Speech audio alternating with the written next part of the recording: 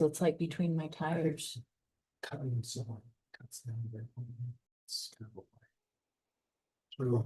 Oh. are we ready? Almost. Oh, okay. You look like you were waiting for me, Lord. It's like between my tires. You're good. That's just the live stream starting. Was that Holly? Did I heard? No, Or was that someone out there? Like Holly has not joined yet, but that's okay. We have a forum, so we can start as soon as I start You want me to recording. text Holly or anything? Okay. All right, welcome everyone to the Planning Commission meeting for Hyde Park City. Today is the 16th of July, 2025. We do have a quorum. We'd like to excuse David Nielsen and Holly Baird. Hopefully Holly will join us online. We'll see if we can't get a hold of her and make sure she has the Zoom address. All right. We'll start with a prayer or thought and the Pledge of Allegiance. And I've got Commissioner Lee as the person doing I that. didn't even look at that. All right, I'll pray. Our Father in heaven, we are so thankful to be here and to live in Hyde Park and to have the freedoms that we do. We thank thee for the mountains and the rivers and the fresh air that we have. We thank thee for good friends and neighbors and helpful people and those who are willing to work at the city and run for office. We thank thee for our state leaders and our national leaders and pray for leaders worldwide. We especially pray for thy help this night as we consider the needs of our community and pray that we can be enlightened and have clarity of mind to make decisions that are best for the city as a whole. Please guide us in all that we do. We pray in the name of Jesus Christ. Amen. Amen. Thank you. Please stand for the Pledge of Allegiance. I pledge allegiance to the flag of the United States of America and to the republic for which it stands, one nation, under God, indivisible, with liberty and justice for all. Thank you. All right, thank you very much. Next thing we have is to review the minutes and do the approval. Has everyone had a chance to look at them? We didn't have a meeting last 2 weeks ago because of 4th of July. no one was interested in having one. Lack of forum. Let's go with that. We didn't have enough business actually to do. So this is from 6/18/2025. Any questions or corrections that we need to worry about? I didn't see any. I already submitted a minor one. Just had to add my last name. Okay. All right. Then if there's no comments, we can go on with the approval portion. Oh, I'll make a motion to approve the minutes from June 18th, 2025. I'll second that. All right, we have a first and a second. Is that, no, that's ours. She's not online yet. Okay. All those in favor of approving the minutes from June 18th, 2025 as they are, say aye. Aye. Any opposed, say nay. Passes. All right.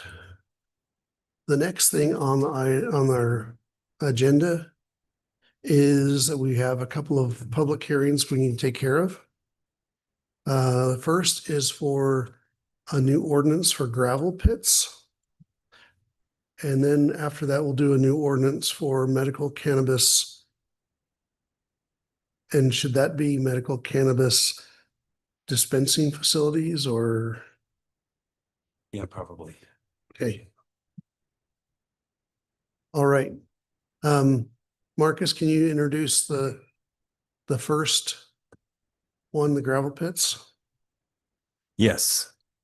I can introduce this. So, as we discussed at the previous meeting, the state of Utah heavily regulates um, large scale gravel mining operations as a critical resource. And so there's a lot of protections in state code that make it difficult to have a gravel pit. What is not as heavily regulated is if there is a development up on the bench that wanted to harvest some gravel and then redistribute it in the community or to other places, that was not as heavily regulated by the state. So this ordinance attempts to do that. It outlines rules for when a project or development wants to harvest gravel materials at their site. It restricts the use of those materials to the site, and they cannot take them for sale outside of the project area. There's a permit that would be required. We have not created that permit yet, but it will need to be created by the time the city council approves this ordinance. And after a year, it comes back up for review and reapproval by the planning commission.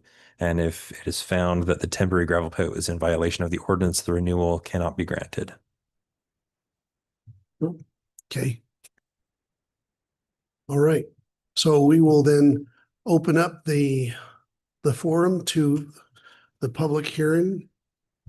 And this again is a public hearing on the gravel pits. Just real quick,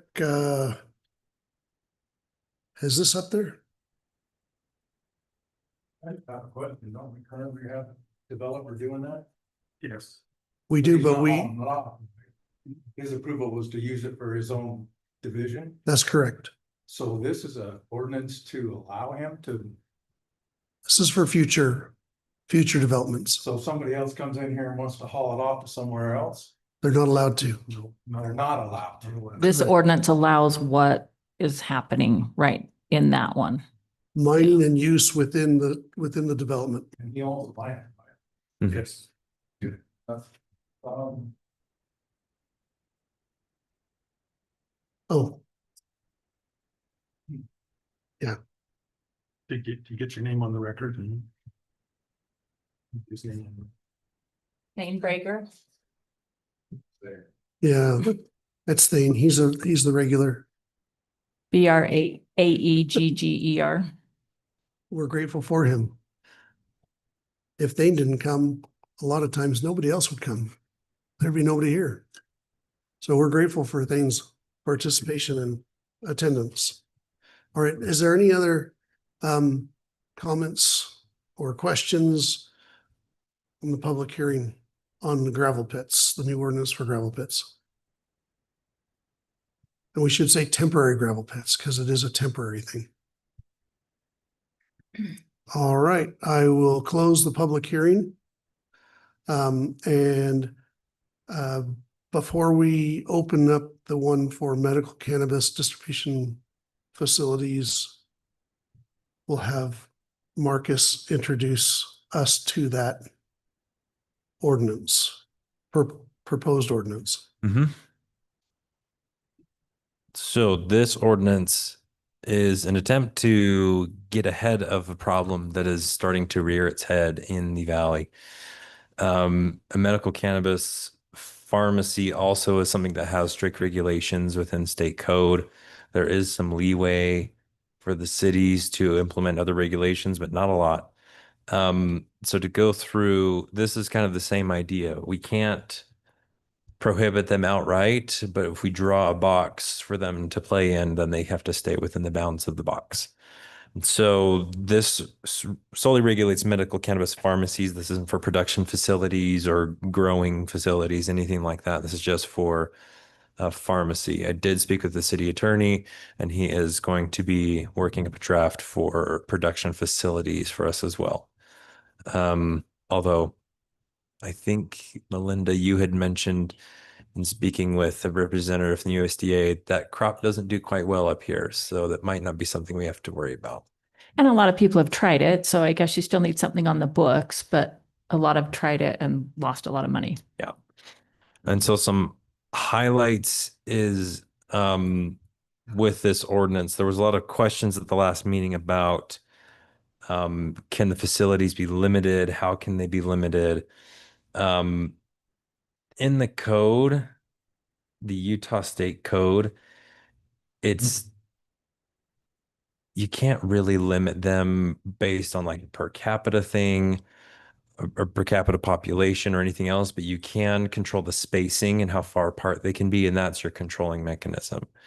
And so that's what this code is based around. At the last meeting, it was talked about the spacing that our attorney had put in here and if that could be extended. It cannot be extended anymore because of that's how state code works. So the numbers in here are the limits within state code.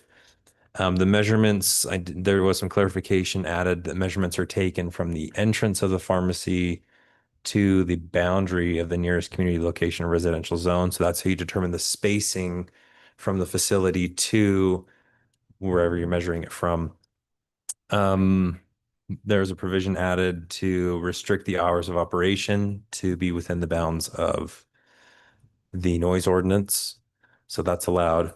And then there was a concern about signage and advertising. There's a quite robust section in state code that limits what they can and they can't do already. So we just added a reference to that section of state code to point them to the advertising restrictions there. Okay. And that is the ordinance. All right, then I will open up the public hearing for the cannabis ordinance. Cannabis, it's really the pharmacy, cannabis pharmacy ordinance. Hi, welcome back. Thank you. Amanda Rouse, do you need my address? No. No. Okay, because I forgot my glasses again. I question, it can't be in a residential zone, correct? Correct. And is there a part in the code, I didn't see it, that limits how far it can be from another cannabis pharmacy so that you don't have them, like the high concentration of them, and we have like 6 in a row? Not that there's gonna be 6 in a row in Hyde Park, but is there a way to add one so that you don't have overpopulation, over-concentration of them? Okay, you just ask the question, we take notes, and then after the public hearing is closed, Then, okay. then we'll respond to whatever That's the questions you question, have. like, can that be put in there? I don't know if it's legal, just so you don't have over concentration of. Okay, But then my other question was, the no residential. okay. Okay, Otherwise, I thank you for it. Thanks, Thank- Amanda.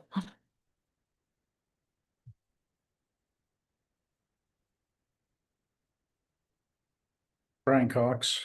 I would say that in my discussion with other counterparts in northern Utah,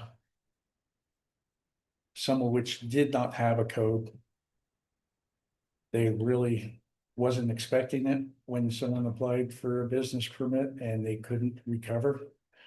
So I like how Marcus put it, it's laying the ground rules if they come in.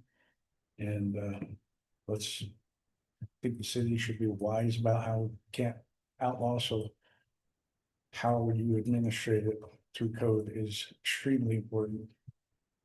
Not have a business come in and have to waive with the city. thank you. You.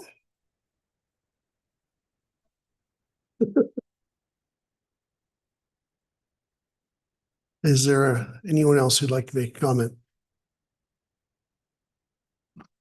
All right, then I will close the public hearing for the cannabis pharmacy ordinance. And we're gonna go back to as a planning commission, we'll go back to the temporary gravel pits and discuss that.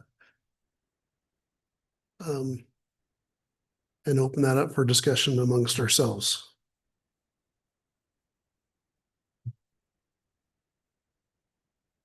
Any comments? I don't have a problem with it. I don't have strong feelings about this. I guess I do have one. Sorry, a clarification point, I guess. We're allowing these temporary ones. Are we able to say no one can have a permanent one ever? I mean, is that what we're saying? By not saying about the others? We are not, but they have to meet But there's a state. the land use table. Says where you can do it and where you can't. Okay, Depends on the zone. so we already regulate the permanent ones, State does, or right? the state State does for does. us. Okay, The gravel people have been working very hard the past few sessions to get some new rules set up for themselves. And as far as I understood it, this past session, they had the gravel pits declared like pretty much untouchable Critical if they're already resource. existing Critical because they resource. gave them this new designation. But because of that designation, making a new one, you have to go get the same type of designation, and the process is quite lengthy in the state code. And so the advice that the chairman got from the state ombudsman was the regulations pretty heavy on the state side. The city should probably worry about something like a temporary gravel pit more than you would worry about a full-scale gravel production facility. that's all I have. All right. Do you have any comments or questions? Overall, I don't have a problem with it. The only two thoughts I had was the reclamation plan. It says to take it back to the similar condition, but I could see the case where they're contouring the land to try to make that best for the subdivision. So that might be a different contour than the original. So there seems like there ought to be a loophole for them to be able to get approval to make it so that the development what the development needs and not, because I'm just thinking, what if you have a steep slope and there's gravel in there and you're gonna mine that all out. You don't want to take it back to a steep slope. You want to make it gradual. So you can put your houses in there. So there needs to be some kind of a, just making sense what I'm trying to say. Yeah, but I thought it was in here where it said you either take it back to a similar landscape or a new use, like a new zone or something like. Under number Said plan shall be, Developers shall be required to reclaim the site to substantially similar conditions that existed previous to the gravel pit or to another allowed use in the zone. yeah, that's the caveat that I thought Does that would cover cover it that. enough? Yeah, the only difference, the only thing that I would say is that the developer, Or could Would they ask for a be- rezone? I don't want to say would never do it, but would be, they wouldn't want to mine further down than what their plans are for those lots. If they're taking it out of lots that are already planned, you wouldn't want to dig further down because then you're gonna have to compact the soil again so that you can build a house there. Because now it's disturbed earth and it takes a whole lot more to build a house. So I guess the other allowed use would be the house building. So you could contour the soil to whatever you need to build a house there. Yeah, have we specified what zone these are allowed in? No. Or we've said any zone? Like, tell me they wouldn't have to apply for a rezone to residential to then build on it. Like, are they asking for that rezone in the first place to go from, let's say, Does say, A1 to R6 or it something? does say approved development or subdivision. So whatever those are allowed on, and they're not allowed on. Right. So it's not that somebody could just go set up a temporary gravel pit whenever they wanted. It's right there, the very first sentence, in conjunction with an approved development or subdivision plan. Okay, So we're assuming or requiring that if a temporary gravel pit gets set up, it's going to go with a subdivision plan. So in reality, if what you're probably going to see is up on the bench, there's a parcel that's zoned R2, and the developer comes and says, well, I want to excavate out this hillside and I'll harvest the gravel to put as landscaping material or create road base for my roads. And then I'm going to put 4 houses over the top of where the hill used to be. And that's really where you would see this put into place. right. So it keeps the same zone. Right. So within the zoning, you're allowed to have those houses. So that becomes an acceptable replacement as part of the reclamation plan. And apparently this saves, if you have the equipment, it saves a lot of money rather than bringing in Oh, yeah. It rock or can. dirt. You also have Depends on the to, quality of the gravel problem. yeah, you also have to kind of have somebody around who understands soils and engineering for if you're going to use it for structural fill or something for like a road base. what we saw with, well, that's not important. We can talk about that another time. Okay, I guess another question I have Bless you. is this a little too vague under number 3? When we use the term offsite and development area? I mean, I would interpret that to mean the developer's land, but is that a little too vague, or is that gonna cover that? Somebody could No, say the site is all the bench. No, it would be restricted to whatever's on their site plan that they're proposing, because that is their site. So honestly, this is likely to be used for rendezvous. 100%. Something. And that's a huge site plan, Mm-hmm. but they won't use roads. What did that say? They're not going to use roads outside of that. They have to use their own roads too. Roadways within the development. Right. So not only are they restricted to keeping the materials in within their site, but they can only use their own roads or Okay. temporary roads that they're going to build within the site to transport the materials. Okay. So we shouldn't be having those massive trucks exiting, doing a loop around the neighborhood, then coming back. That's exactly what this is prohibiting. Yeah, I don't have any other thoughts. I did want to point out one thing. At the previous meeting, it was mentioned that we wanted to put a restriction that had to be 500 feet from property line and then from any dwellings. And one of the commissioners wanted to add in when they came in for application, it would be Renewal. like Or or beginning. renewal. That would still apply. And so if there were new buildings that had been permitted, then it would apply there. And our attorney said, no, you can't do that. Yeah. But you could say when they come in for their first permit, if there's any existing new building permits, you could draw the line at those. So it's kind of like when somebody applies for a subdivision, we freeze the codes at the time of application. It'd be the same instance here. So even if the developer came in and said, yeah, we've got 4 lots starting in phase 1, and we're going to continue our gravel operation, so I'm here to renew for phase 2. We couldn't say, but you got 4 houses right there, because we would be looking at it from the time that they applied very first. I got it. All right. Any other questions or comments? Okay, I'll make a motion to forward this to the city council with a favorable recommendation. I second that. Okay, we have a motion, we have a second.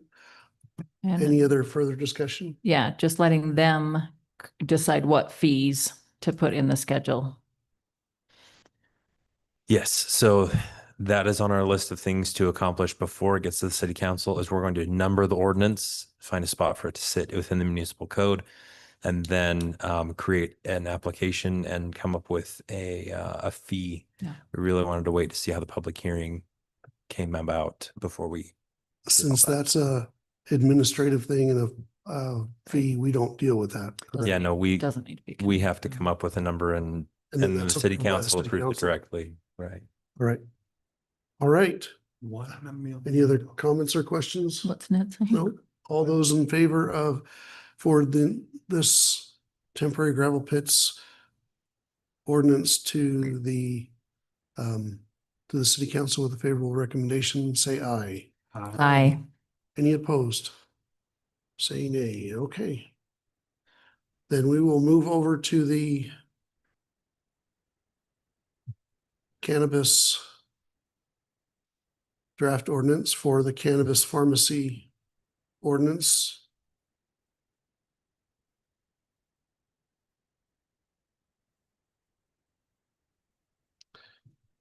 And we don't have, it's all gonna be medicinal, right? At this point, Mhm. because that's all that's allowed. Yes, the staff will have to number this as well for the final version. So we'll be adding a number to it and putting it in. Most likely this will end up in the land use chapter of the code, chapter 12. Okay. There was a question about distance between cannabis pharmacies, medicinal cannabis pharmacies. there's a proximity requirement described above, shall be measured, okay, according. Is there anything else in Utah State Code about distance between the pharmacy facilities? As far as I can remember, the only way to limit it is spacing from the different residential zones or community points. I Not from each other. don't think, as far as I can remember, talking to the attorney, that was an option. When we reviewed the code, when we were reviewing the state code and talking about it, I'm pretty sure that was not an option for us. Yeah, because it's not in there. It's not in the state code, No, it's not like in this one. right? But of all the other things we asked for, the attorney, nope, nope, nope. Yep. I thought that was cute. Well, that was my comment as I was on the phone with him. I was like, can we do this? And he said, no, you can't. Oh. Nope. So easy for them to say no. Let me see if, And Amanda, just to clarify, they are not allowed in residential zones.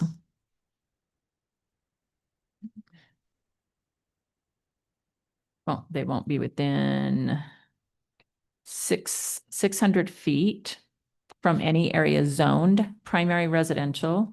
All measurements are taken from the nearest entrance of the pharmacy to the boundary of the community location or residential zone. So even if there's not a home on it, that zone, they can't even be within 600 feet of that zone, the border of that zone. Yeah, and maybe to help the planning commission kind of picture what that means, we can pull up I'm looking for, the zoning map for Hyde Park. It's gonna be down on the west, right? Yeah, so in reality, the only place you're going to see it within Hyde Park city boundaries is down Industrial. in the commercial or industrial zones clear down by Highway 91. Because West of the highway. yeah, I mean, there's an argument to be made that even our mixed use zone is primarily residential because Size wise it is, acreage wise probably it is. right, because it's a mix of commercial and residential, but it's by building footprint. And so in reality, the number of residential unit square footage can vastly outnumber the commercial square footage. I'm looking at the state code. And there is no chapter 26. There's a title 26. Maybe there's another place where it should be.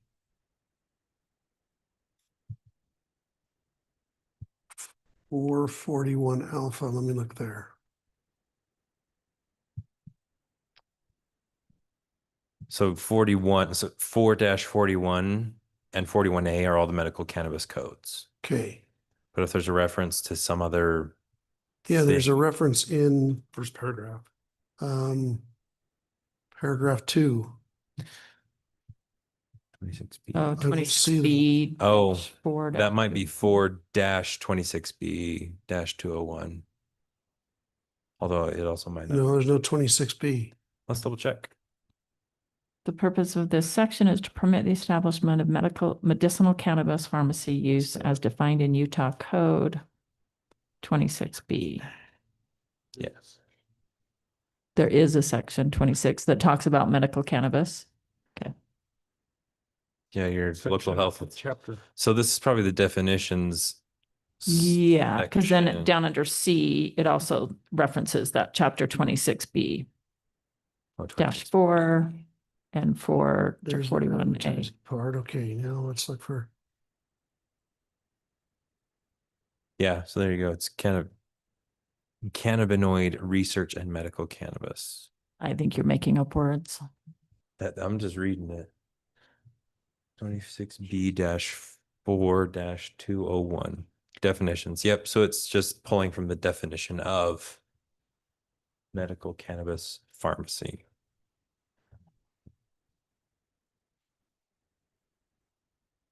Can I ask a question?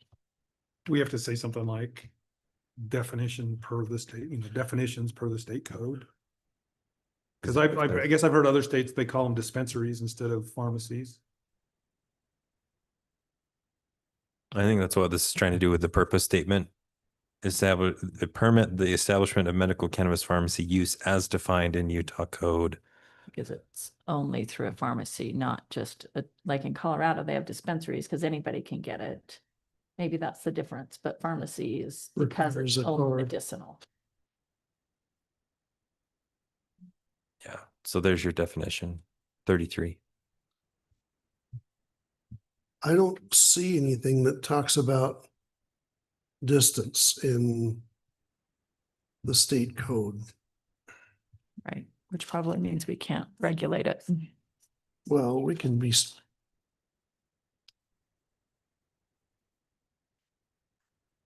It should say title instead of chapter. can't we say, I don't think we can be more restrictive. can't we be more restrictive? It depends. It depends. It depends. That's the answer to every question. That's what good parents say. It's probably. Yes, I wasn't a good parent because I never said. Okay, I just said no. No, I don't know. This is all.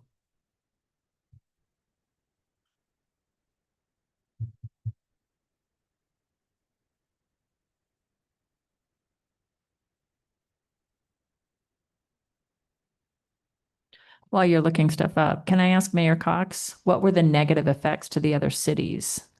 Like, have we taken care of all those items? Or maybe you know, Marcus. What are the negative effects that they wish they'd had in place? Or what are they seeing? Selling it out of their basement, their front door?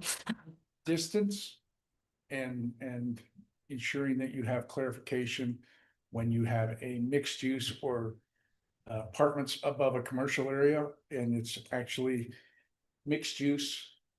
For example, development has been approved that defines townhomes.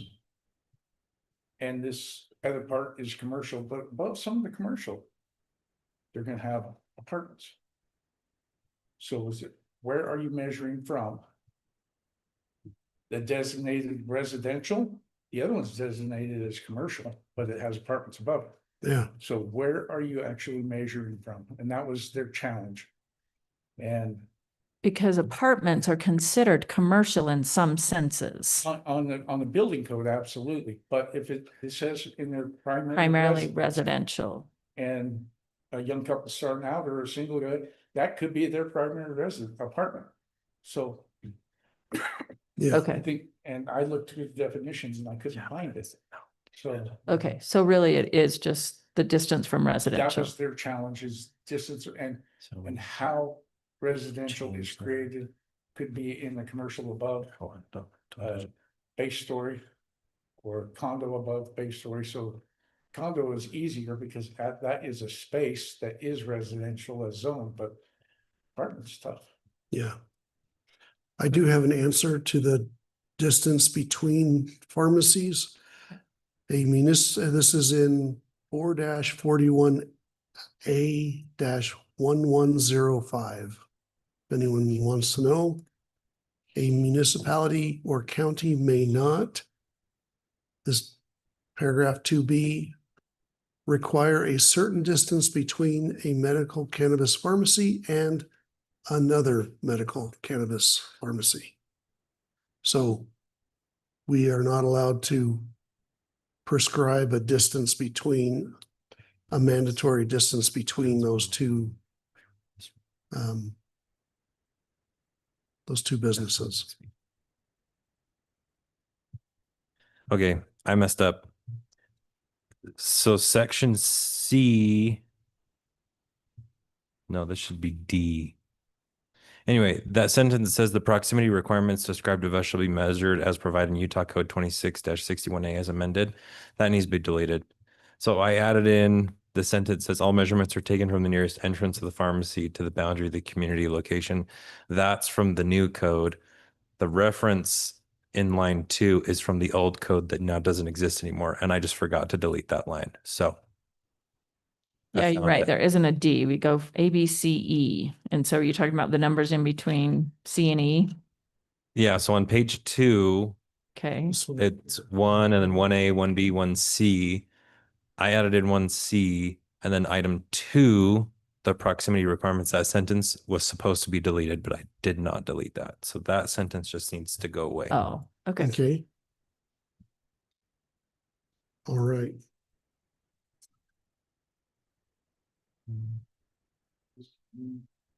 Because the Any, blue states it. That writing in blue right, covers what the black would have. who's DW on the commented? Don, you're right. That was comments that we were making at the last meeting when I was typing on the computer using her account. Okay. Well, please don't start. Updates. My wife wants to. Okay. All right. Any other questions? Is there anything else we can add to it or take away from it that will make it better for Hyde Park City? And I guess we may not know what we don't know. Well, one thing I was just sitting here thinking, it says the signage is limited to what is allowed, but do we have to do they have to sign it so that we know what it is, what the building is? 403. Say that again. I Well, don't think I quite understand what your It says question that is. if they have signage, you can only do what's allowed. But I'm saying seems like it should have a sign that says this is a cannabis pharmacy. Should we have that? That's what I'm saying. Or are you just gonna put a red light? I mean, there's businesses who get clever and name their pharmacies things like the bakery. Right? Right. And if you know, you know, right? Right. If they want to blend into the neighborhood.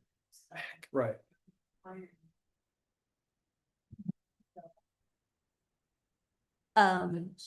requiring them to identify themselves isn't something that we require of every other business in town, so it's not something that we would want to pick on one particular business to do. So it does say, here's that signage State code. reference. State code. 4-41 alpha-403. Paragraph 4 says, notwithstanding any municipal or county ordinance prohibiting signage, a cannabis production establishment may use signage on the outside of the cannabis production establishment. It doesn't talk about that's production. What about the pharmacy?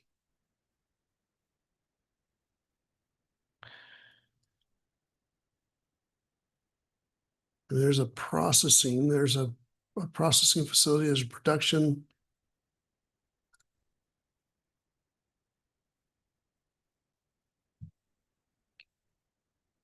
Of course, here it talks about that includes only, may use signage on the outside of their cannabis production establishment that includes only in accordance with 4B of this section. I don't know where that is, but anyway. I lost it. Name, logo, and hours of operation, and a green cross, and complies with local ordinances regulating signage. They have to use the green cross. Is that what you're saying?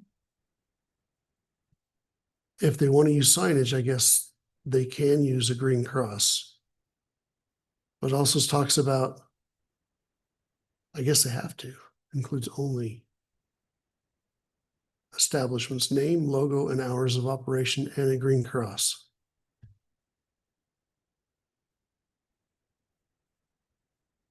But I'm confused because I don't know if this production establishment includes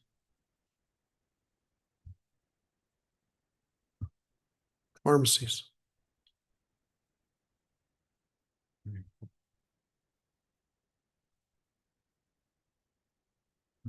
Oh, the production establishment has to have the green cross?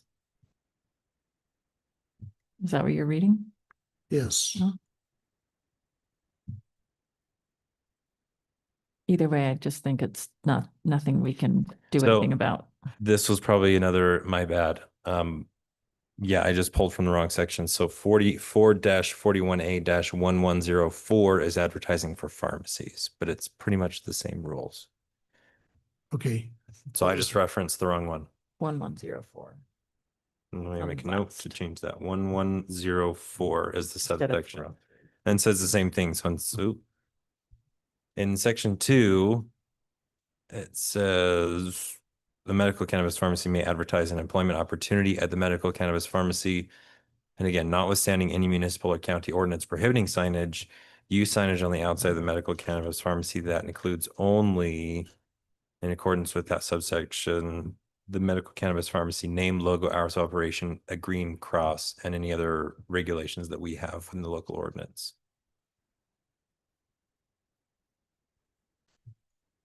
I see Holly's on. So yeah, same wording. I just referenced the production section when I should have referenced the pharmacy section. So Pharmacy I section. apologize. Good catch, Mike.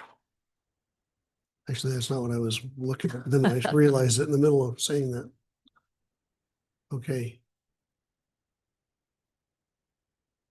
Holly, can you hear us?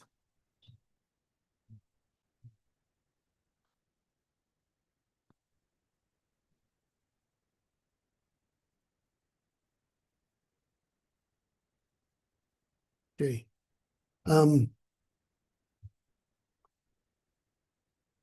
So if we wanted to regulate the signage more, we would have to change our signage ordinance and not include it in the cannabis ordinance. It couldn't be specific to these pharmacies. It would have to be across the board to businesses in general. Right. Okay. Can That you may hear be me something now? to look at.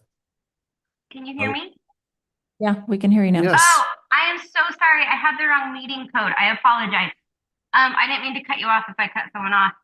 Do we have to totally change the ordinance to be able to change that signing code to make it so it's not only a production facility, but also a pharmacy?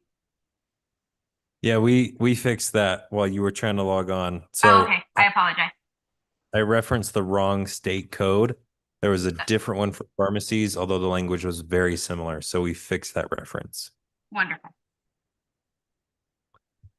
And for us to regulate the signage, we would have to regulate it in the signage, the city's signage ordinance, not in the cannabis pharmacy ordinance. To regulate it further. You have to change it for all businesses. Right.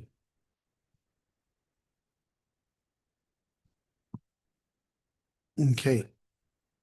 All right. Does that answer all of the questions that we have about Might want to check with Holly if she had. the draft cannabis ordinance?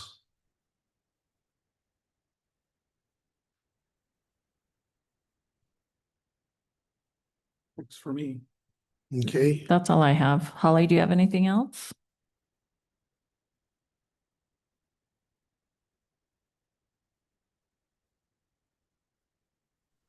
Sorry, my team keeps going in and out of privacy settings. No, I don't have anything else. It looks great. all right.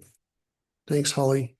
I make a motion that we approve this or move this forward to city council with our recommendation for approval, subject to the changes we've made during this Okay, we've made. I second that. all right. We have a motion to approve the To cannabis ordinance. Refer to, recommend to city council. I'm sorry, thank you. We have a motion to recommend approval of this ordinance to the city council with the changes that we've Made during this recommended. session, yeah. Yeah. And we have a second. All those in favor, say aye. Aye. Aye. Aye. Hi. Any opposed? All right. Yes, sir. Too late. maybe Ned brought up a good thing, and it has nothing to do with what you passed, the signage. And maybe this is something that Mikkel needs to research. If you haven't noticed a business in North Logan, Oh, of the old Sonic, I've noticed that one. yeah, We've all noticed that one. you've all noticed it? Yes, Okay, it's hard not to. I can't imagine that they'll stay in business more than a week when they open. I can't either, but I don't know where free speech ends and the insinuation of language in the sign.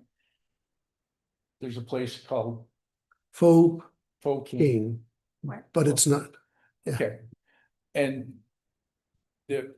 whether or not a business has that free speech, First Amendment to name their business, but if it insinuates anything else, and maybe that's something Mikkel can research. The other thing is as you've been discussing this one, I thought about another code when we regulated SOBs, sexually oriented businesses, and we got. Thank you for clarifying. Yeah, not people of this. In some cases, it covers both of them. But I'm thinking, if I recall the regulation and the code, it may not be legal. To have a sign. To what was done 15, 20 years ago, making it so that it can only be built on a road that doesn't exist in the industrial park. So that might be something the plan commission might want to look at, or Mikkel dig into, because it Yeah. may not be legal. The only thing I can think of is if we tie it to something else that makes it illegal, makes the product illegal, such as you can't have signs that could be enticed of drugs or other things that are illegal federally, by federal law, illegal, because Right. it's still illegal by federal law. And Cannabis. cannabis becomes so subjective. So, So on the SOBs, they're commercial entities. So might want to look into that one, as I thought. yeah. The insight that I was hearing here is like, ooh. The idea was to try to, they've got the Green Cross. Everyone knows what the Green Cross means. But if we could eliminate things like the leaf, the picture of the leaf in the signage, and The state one didn't allow it unless they put it in their logo, I guess. It said yeah, it does could be allow part of the logo. That's it. It could be part of the logo. So I don't know. Unless we make something that says you can't have signs that include pictures of things that are illegal on the federal or state level. And that covers it. I don't know. Because it may be legal in Utah, it may be legal in Colorado and several other states, but I still know that if you try to take it on an airplane, that's a federal thing. You'll get arrested. I've just seen or try to go to Russia with it. They'll put you in the gulag for 6 months. Ask Brittany Griner.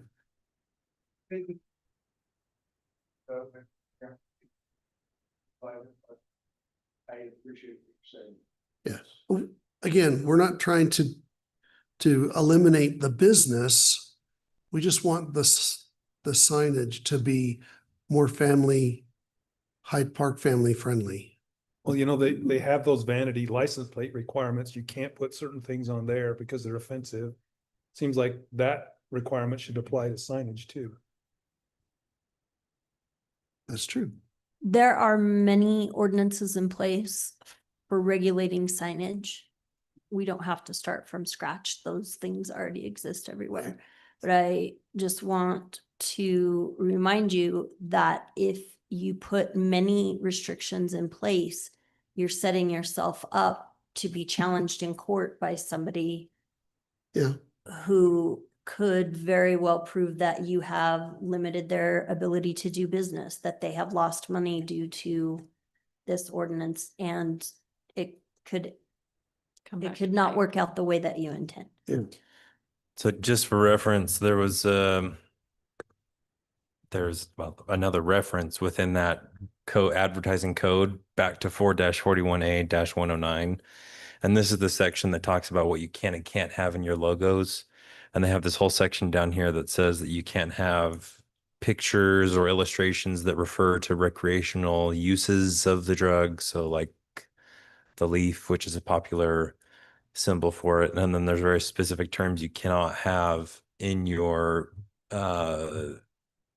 business plan or your logo. So I think it's pretty well covered. My know, only right? real, oh, I'm so sorry. Did I cut you off, Mike? Go ahead. Sorry, Please.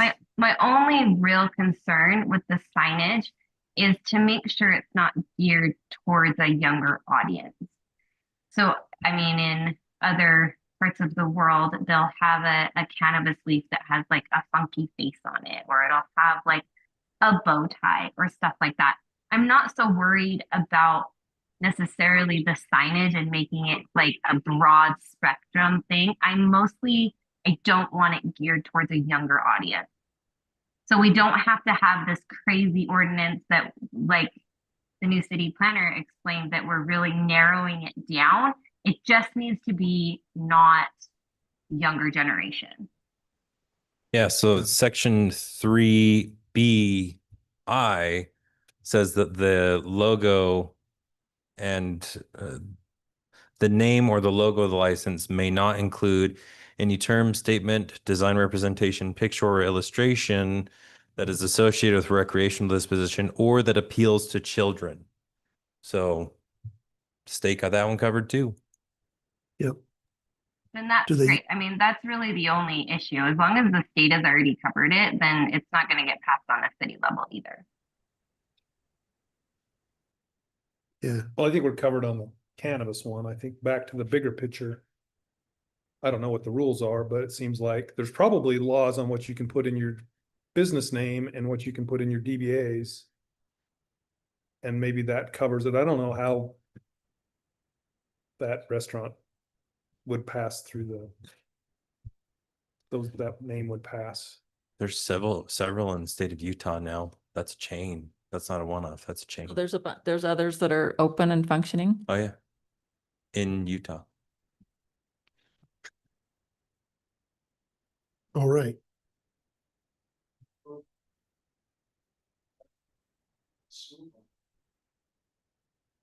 Place is awesome. 7 minutes. You just need to have a kid proofread your business plan to see, That's the problem. I think a 16-year-old did. maybe they were the ones that wrote it. Gave them the No, idea. That one that we're speaking of in North Logan, like that's done on purpose. Like they want the shock factor. It says it on their website. Yeah. Well, we'll see how it works for them. It won't. Okay. All right, that gets us out of the administrative items and into the discussion items. I really missed my clock. Where's my clock? Wasn't there a clock over there before? One right here. Over here. It's right there. No, I got one, but I used to be able to just look up and anyway, the biannual moderate income housing report. Biannual. Okay, is this the one this isn't the one that goes Every other to, year. This is the one that we report to the state. it is the one that goes to workforce services? Is that biannual? Well, so our the city's moderate income housing compliance, we tell the state that we as staff are going to report to the city council and planning commission the progress on the objectives. And then after this report's Thank you, done, Amanda, we report back to the state that we told you that we that we did the that. things that we were supposed to tell you. Okay, got it. The we will report back to the state as Marcus and I. Yes, so the staff reports to the city You don't- council and planning commission. And after we report to you, then we report back to the state saying we've reported to our people and everybody's reporting and we're happy.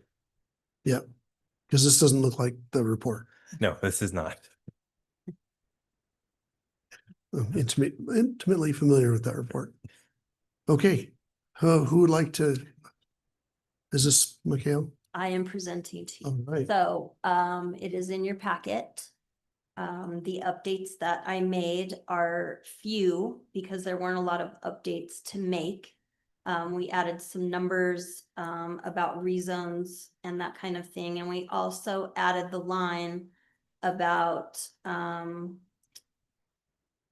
revising the residential transition zone possibly. We talked about that at a previous meeting that we might want to workshop that a little bit.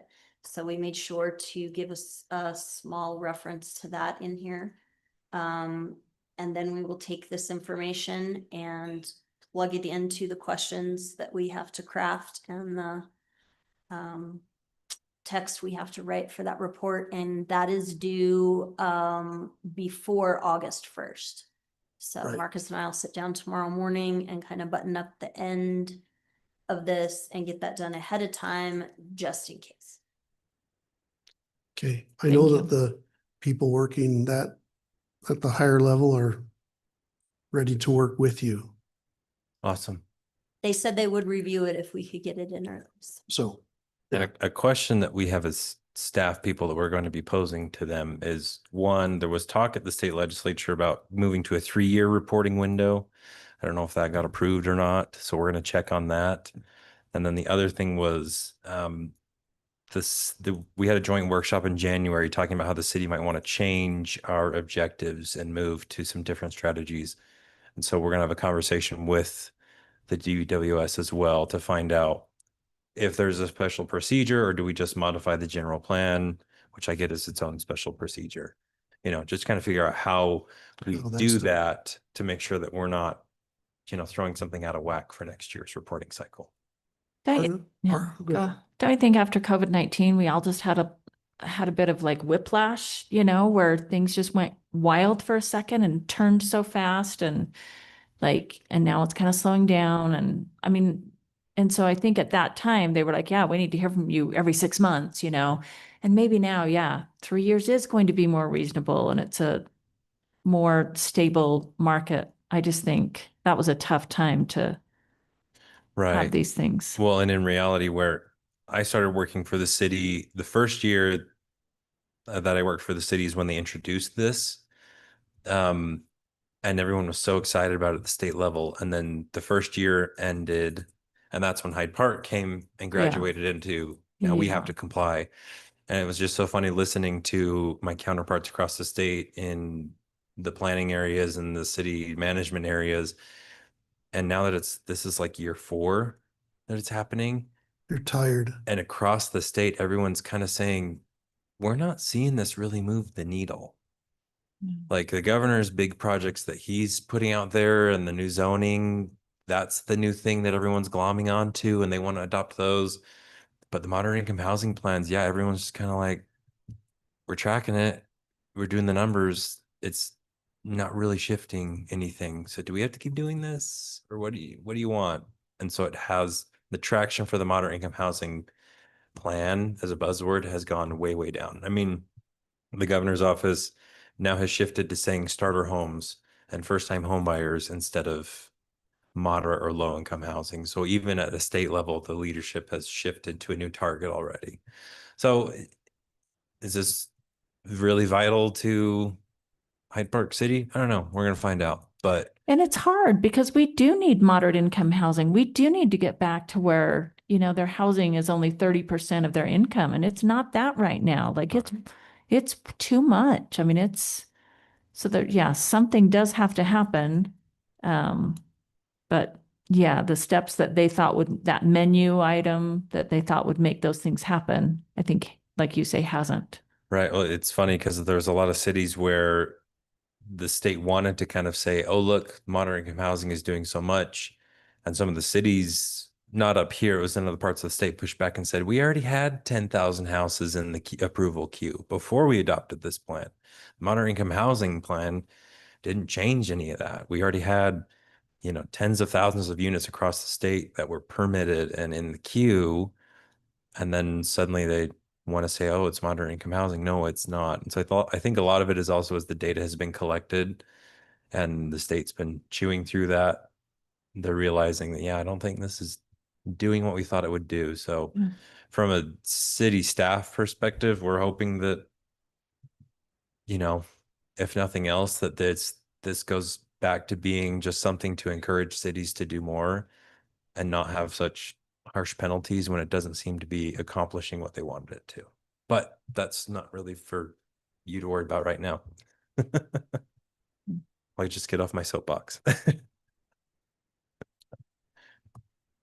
Yeah, I've noticed myself that just dealing with people in the two counties here, Box Elder and Cache County, that they're tired. They're Yeah. tired of having to do this. And the requirements were so stringent and so rigid that it was very hard just to meet the reporting requirements, let alone Oh yeah. the actual requirements. And Well, I messed it up twice. yeah, So I can tell you that report is Yeah. tough to fill out. and what was sad was we saw a very small town with not a whole lot of income have to hire a consultant to fill it out, and they messed it up both times for the original and the resubmission. So we had to do some creative work there to get them compliant. But and just so you know, again, the people who are heading that up right now are much more flexible and really approachable. Reasonable. Yes. Along with the person that was hard to work with before is no longer there.